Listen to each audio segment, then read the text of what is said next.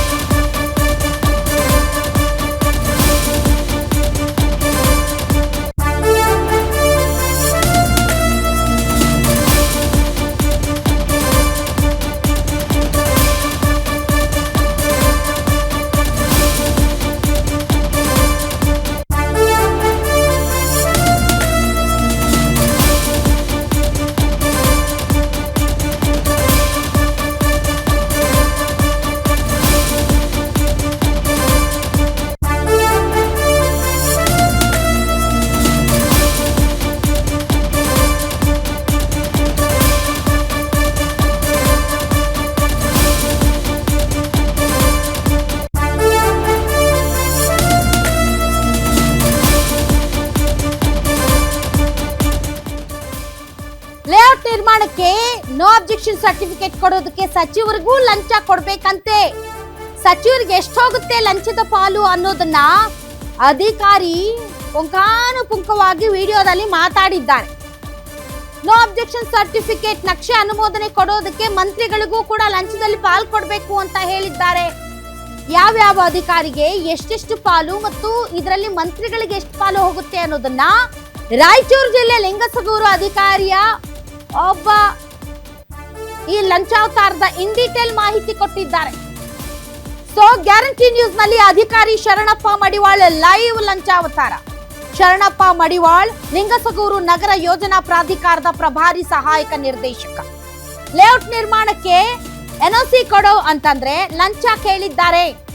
1 ಎಕರೆಗೆ 50, 90, 60 ಅಂತ ಚೌಕಾಶಿ code language ಅಲ್ಲಿ ಲಂಚ ಕೇಳ್ತಾ ಇದ್ದಾರೆ ಶರಣಪ್ಪ ಮಡಿವಾಳ್.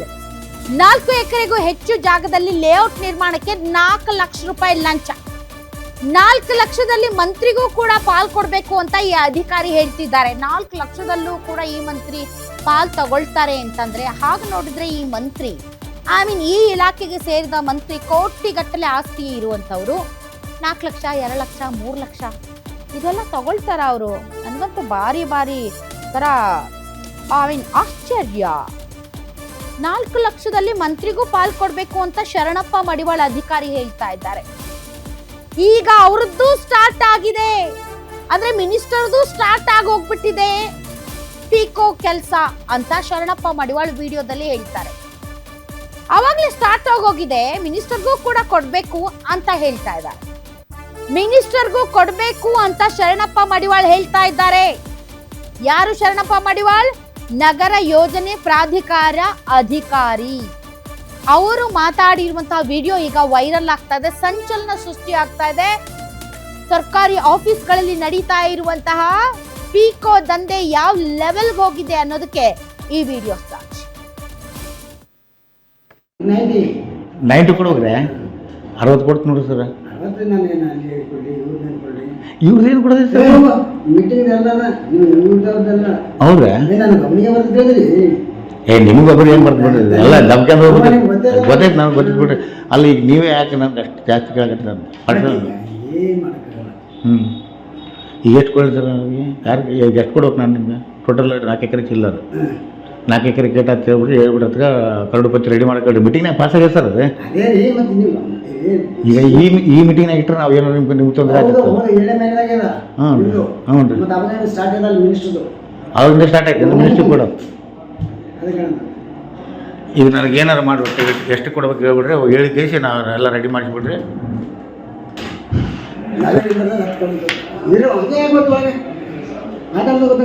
ಸರ್ ಈಗ ಇಷ್ಟು ಬ್ಯಾಡ್ರಿ ಬೇಗ 360 ಬೇಡ, 260 ಕೊಡ್ತೀನಿ.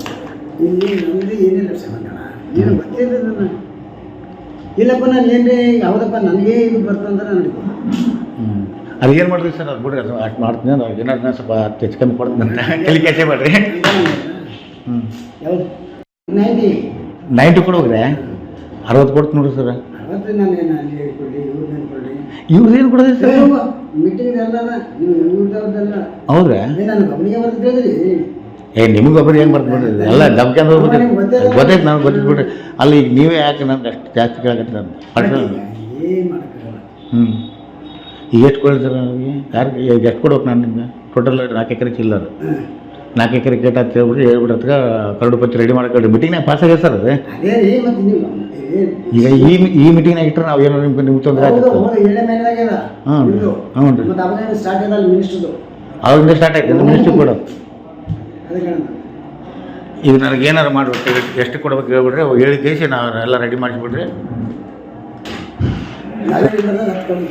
ಇರೋ ಹಂಗೆ ಗೊತ್ತೊಳಗೆ ಮಾತಾಡೋದು ಗೊತ್ತಾಗಲ್ಲ ಸರ್ ಈಗ ಇಷ್ಟು ಬ್ಯಾಡ ಇರ್ತದೆ 360 ಬೇಡ 260 ಕೊಡ್ತೀನಿ. ಇಲ್ಲಿ ನಮ್ದು ಏನಿಲ್ಲ ಸಂಬಂಧ ಏನು ಗೊತ್ತಿಲ್ಲ ನನ್ನ ಇಲ್ಲಪ್ಪ ನಾನು ಏನ್ರಿ ಯಾವುದಪ್ಪ ನನಗೆ ಇದು ಬರ್ತಂದ್ರೆ ನನಗೆ ಹ್ಞೂ ಅದು ಏನು ಮಾಡಿದ್ರಿ ಸರ್ ಅದು ಬಿಡ್ರಿ ಅದು ಅಷ್ಟು ಮಾಡ್ತೀನಿ ಅದು ಏನಾದ್ರು ಸ್ವಲ್ಪ ಹೆಚ್ಚು ಕಮ್ಮಿ ಕೊಡ್ತೀನಿ ಅಂತ ತಲೆ ಕೆಲಸ ಮಾಡ್ರಿ. ಹ್ಞೂ ಯಾವುದು 90 90 ಕೊಡೋಗ್ರೆ 60 ಕೊಡ್ತೀನಿ ನೋಡಿರಿ ಸರ್. ಅವತ್ತು ನಾನು ಏನು ಅಲ್ಲಿ ಕೊಡಲಿ ಇವ್ರನ್ನೇನು ಕೊಡಲಿ ಇವ್ರು ಏನು ಕೊಡೋದ್ರಿ ಸರ್? ಮೀಟಿಂಗ್ ಎಲ್ಲ ನೀವು ಇವ್ರದವ್ರದ್ದೆಲ್ಲ ಹೌದ್ರಾ? ನಾನು ಗಮನಿಗೆ ಬರ್ತಿದ್ದೆ ನಿಮಗೆ ಒಬ್ಬರು ಏನು ಬರ್ದು ಬಿಡ್ರಿ ಎಲ್ಲ ದಬ್ಕೊಂಡು ಹೋಗ್ಬಿಟ್ಟು ಗೊತ್ತೈತೆ ನನಗೆ ಗೊತ್ತಿದ್ದು ಬಿಡ್ರಿ. ಅಲ್ಲಿ ಈಗ ನೀವೇ ಯಾಕೆ ನಮ್ಗೆ ಅಷ್ಟು ಜಾಸ್ತಿ ಕೇಳಕತ್ತೀರ ಅಂತ ಪರ್ಸನಲ್. ಏನು ಮಾಡೋಕ್ಕಾಗಲ್ಲ. ಹ್ಞೂ ಈಗ ಎಷ್ಟು ಕೊಡಿ ಸರ್ ನನಗೆ ಯಾರಿಗೆ ಈಗ ಎಷ್ಟು ಕೊಡ್ಬೇಕು ನಾನು? ಆಯ್ತು ಇದೊಂದು ವಾರ ಹಿಡ್ಕೊಂಡು ಕೊಡ್ತೀನಿ ಅಲ್ಲಿ ತನಕ ನೀವೇ ನೋಡ್ಕೊಳ್ಬೇಕು ಅಂತ ಬರಲಿ ಅಂತ ಮಾತಾಡ್ತೀನಿ. ಅವ್ನು ಹೇಳ್ತೀನಿ ಹ್ಞೂ ಇವಾಗ ನಾನು ನೋಡಪ್ಪ ಅದಂಗೆ ಸರಿ ಮಾಡ್ಕೊಂಬರ್ತಾನೆ ನಾವು ಮಾಡಲ್ಲ ಅಂತ ಹೇಳ್ರಿ ಸರ್.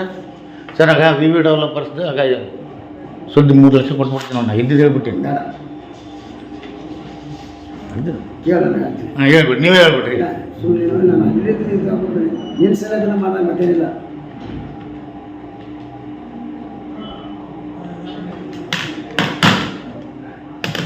ಅದು ನೀನು ಸೆಲೆಕ್ಟ್ ರೈಟ್ 3 ಲಕ್ಷ ಹೇಳಕತ್ತೀರಿ ನೀವು. ಈಗ ಎಲ್ಲ ನಿನಗೆ ಗೊತ್ತಿಲ್ಲ 20 ಬಿಡಲ್ಲ ಸರ್ ನಮ್ಗೆ. ಏನು ಮತ್ತೊಂದ್ರೆ ಬಿಡ್ತೀನಿ ಸರ್ ಅದ ನೋಡಿ ನಾನು ಇದೀನಿ ಹೇಳ್ಕತ್ತೀನಿ ನೋಡಿರಿ ಅದನ್ನ ಬಿಡಂಗಿಲ್ಲ ನಾವು ನಿಮ್ಗೆ ಯಾಕೆ ಕೇಳಕತ್ತೀನಿ ಅಂದರೆ ಆಯ್ತು ಇದೊಂದು ವಾರ ಹಿಡ್ಕೊಂಡು ಕೊಡ್ತೀನಿ ಅಲ್ಲಿ ತನಕ ನೀವೇ ನೋಡ್ಕೊಳ್ಬೇಕು ಅಂತ ಬರಲಿ ಮಾತಾಡ್ತೀನಿ. ಅವ್ನು ಹೇಳ್ತೀನಿ ಹ್ಞೂ ಇವಾಗ ನಾನು ನೋಡಪ್ಪ ಅದಂಗೆ ಸರಿ ಮಾಡ್ಕೊಂಬರ್ತಾನೆ ನಾವು ಮಾಡಲ್ಲ ಅಂತ ಹೇಳ್ರಿ ಸರ್. ಸರ್ ಆಗ ವಿ ವಿ ಡೆವಲಪರ್ಸ್ದು ಆಗ ಸುದ್ದಿ 3 ಲಕ್ಷ ಕೊಟ್ಬಿಡ್ತೀನಿ ನಾವು ಇದ್ದಿದ್ದು ಹೇಳ್ಬಿಟ್ಟಿನಿ. ಕೇಳೋಣ ಹಾಂ ಹೇಳ್ಬಿಟ್ಟು ನೀವೇ ಹೇಳ್ಬಿಟ್ರಿ. ಸುಮ್ಮನೆ ನಾನು ಅಲ್ಲೇ ನೀನು ಸಲ ಮಾತಾಡಿ ಮತ್ತೇನಿಲ್ಲ.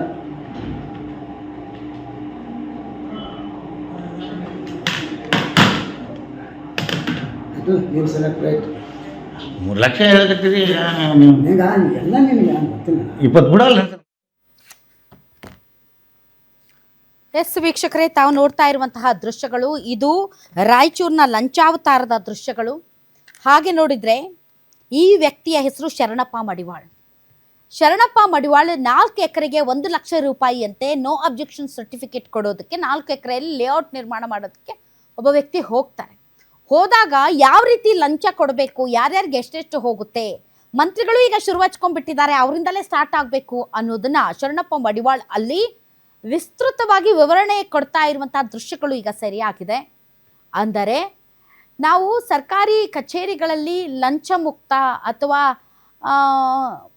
ತುಂಬ ಈಸ್ ಆಫ್ ಡೂಯಿಂಗ್ ಬಿಸ್ನೆಸ್ ಅನ್ನೋ ರೀತಿಯಲ್ಲಿ ಹಲವಾರು ಆ್ಯಪ್ಗಳನ್ನು ತರ್ತೀವಿ, ಹಲವಾರು ಕಾನೂನುಗಳನ್ನು ಬದಲಾವಣೆ ಮಾಡ್ತೀವಿ, ಷರತ್ತುಗಳನ್ನು ಬದಲಾವಣೆ ಮಾಡ್ತೀವಿ. ಆದರೆ ಜನರನ್ನ ಬದಲಾವಣೆ ಮಾಡೋಕ್ಕಾಗ್ತಾ ಇಲ್ಲ. ಅದೇ ಅಧಿಕಾರಿಗಳ ಮನಸ್ಥಿತಿಯನ್ನು ಬದಲಾವಣೆ ಮಾಡೋಕ್ಕಾಗ್ತಾ ಇಲ್ಲ, ಲಂಚವನ್ನು ಬದಲಾವಣೆ ಮಾಡೋಕ್ಕಾಗ್ತಾ ಇಲ್ಲ, ಸಮಾಜದ ವ್ಯವಸ್ಥೆಯನ್ನು ಬದಲಾವಣೆ ಮಾಡೋದಕ್ಕೆ ಸಾಧ್ಯನೇ ಇಲ್ಲ. ಬಿಕಾಸ್ ಈ ಲಂಚ ಅನ್ನೋದು ಇಷ್ಟರ ಮಟ್ಟಿಗೆ ಸಮಾಜದಲ್ಲಿ ಬೇರೂರಿದೆ ಅಂತಂದರೆ ಮಂತ್ರಿಗಳಿಗೂ ಇದರಲ್ಲಿ ಪಾಲ್ಕೊಡ್ಬೇಕು ಅಂತ ಇಷ್ಟು ಓಪನ್ ಆಗಿ ಒಬ್ಬ ಅಧಿಕಾರಿ ಹೇಳ್ತಾ ಇದ್ದಾರೆ ಅಂತಂದರೆ ಅದು 1 ಲಕ್ಷ 2 ಲಕ್ಷ 3 ಲಕ್ಷದಲ್ಲೂ ಕೂಡ ಪಾಲು ಹೋಗಬೇಕು ಮಂತ್ರಿಗಳಿಗೆ ಅಂದರೆ ನಮ್ಮ ಮಂತ್ರಿಗಳು ನಿಜಕ್ಕೂ ತೆಗೆದುಕೊಳ್ತಾರೆ ಅನ್ನೋದಾದ್ರೆ ಯಾವ ಲೆವೆಲ್ಗೆ ಅವರು ದೈನ್ಯಸಿ ಪರಿಸ್ಥಿತಿಗೆ ಬಂದ್ಬಿಟ್ಟಿದ್ದಾರೆ. ಚುನಾವಣಾ ಸಂದರ್ಭದಲ್ಲಿ 50 ಕೋಟಿ 60 ಕೋಟಿ 100 ಕೋಟಿ 200 ಕೋಟಿ 300 ಕೋಟಿ 1000 ಕೋಟಿ 2000 ಕೋಟಿ ಪ್ರತಿ 5 ವರ್ಷಕ್ಕೊಮ್ಮೆ 1000 ಪಟ್ಟು ಜಾಸ್ತಿ ಆಗುವಂತಹ ಆಸ್ತಿ ತಾವು ತಮ್ಮ ಮೊಮ್ಮಕ್ಕಳು ಮರಿಮೊಮ್ಮಕ್ಕಳು ಇಡೀ ಎಷ್ಟು ಸಂತತಿ ಬೇಕಾದರೂ ತಿಂದು ಉಂಡು ಮಲಗುವಷ್ಟು ಆಸ್ತಿಗಳನ್ನು ಹಣವನ್ನು ಸಂಪಾದನೆ ಮಾಡಿದ್ರು ಕೂಡ 50,000 1 ಲಕ್ಷ 2 ಲಕ್ಷ 3 ಲಕ್ಷಕ್ಕೆ ಬಾಯಿ ತಕ್ಕೊಂಡು ಲಂಚಕ್ಕೋಸ್ಕರ ಬೇಡಿಕೆ ಇಡುವಂತಹ ಅಧಿಕಾರಿಗಳು, ರಾಜಕಾರಣಿಗಳು. Very sad. ಮಂತ್ರಿಗಳಿಗೂ ಇದರಲ್ಲಿ ಪಾಲ್ಕೊಡ್ಬೇಕು ಅಂತ ಇಷ್ಟು ಕಾನ್ಫಿಡೆನ್ಸ್ ಆಗಿ ಆತ ಹೇಳ್ತಾ ಇದ್ದಾನೆ ಅಂತಂದರೆ ನಿಜಕ್ಕೂ ಮಂತ್ರಿಗಳು ಈ ದಂಧೆಗೆ ಇಳಿದು ಬಿಟ್ಟಿದ್ದಾರ? ಅಷ್ಟೊಂದು ಕೋಟಿಗಟ್ಟಲೆ ಆಸ್ತಿ ಮಾಡಿಕೊಂಡು 50,000 1,00,000ಕ್ಕೆ ಬಾಯಿ ತಕ್ಕೊಂಡು ಲಂಚಕ್ಕೋಸ್ಕರ ಕಾಯ್ತಾ ಇರ್ತೀರಾ? ಗೊತ್ತಿಲ್ಲ. ಇದೇನಾದರೂ ನಿಜಕ್ಕೂ ನಿಜ ಅನ್ನೋದಾದರೆ ನಮ್ಮ ರಾಜ್ಯವನ್ನು ದೇವರೇ ಕಾಪಾಡಬೇಕಷ್ಟೆ. ಹಾಗಾದರೆ ಒಟ್ಟಾರೆ ಈ ಒಂದು ಲೈವ್ ವಿಡಿಯೋದಲ್ಲಿ ಏನು ಮಂತ್ರಿಗಳ ಬಗ್ಗೆ ಶರಣಪ್ಪ ಮಡಿವಾಳ್ ಹೇಳ್ತಾ ಇದ್ದಾರೆ, ಅಲ್ಲೂ ಸ್ಟಾರ್ಟ್ ಆಗಿದೆ ಅಂತ ಹೇಳ್ತಾ ಇದ್ದಾರೆ, ಸಾಕಾಗಲ್ಲ ಅಂತ ಹೇಳ್ತಾ ಇದ್ದಾರೆ. ಇದು ಕೇವಲ ರಾಯಚೂರಿನ ನಗರ ಯೋಜನಾ ಪ್ರಾಧಿಕಾರದ ಈ ಕಚೇರಿಯಲ್ಲಿ ಮಾತ್ರನಾ, ಅಥವಾ ಈ ಡಿಪಾರ್ಟ್ಮೆಂಟ್ನ ಇಡೀ ಕರ್ನಾಟಕದಲ್ಲಿರುವಂಥ ಎಲ್ಲ ಕಚೇರಿಗಳಲ್ಲೂ ಕೂಡ ಇದೇ ರೀತಿಯಾದಂತಹ ಲಂಚಾವತಾರ ತಾಂಡವವಾಡ್ತಾ ಇದೆಯಾ? ಇದ್ರ ಬಗ್ಗೆ ಗಮನ ಹರಿಸ್ಬೇಕಾದವ್ರು ಯಾರು? ಈ ವ್ಯವಸ್ಥೆಯನ್ನು ಸರಿ ಮಾಡಬೇಕಾದವ್ರು ಯಾರು? ಡೆಫಿನೆಟ್ಲಿ ಕಾಲಕ್ಕೆ ತಕ್ಕ ಹಾಗೆ ಜನ ಪ್ರಜ್ಞಾವಂತರಾಗ್ತಾ ಇದ್ದಾರೆ. ಮೊಬೈಲ್ಗಳ ಯುಗದಲ್ಲಿ ಪ್ರತಿಯೊಂದು ರೆಕಾರ್ಡ್ ಆಗುತ್ತೆ. ಆದರೂ ಕೂಡ ಕಳ್ಳದಾರಿಯಲ್ಲಿ ಲಂಚ ತೆಗೆದುಕೊಳ್ಳೋದು ಕಡಿಮೆನೇ ಆಗ್ತಾ ಇಲ್ಲ.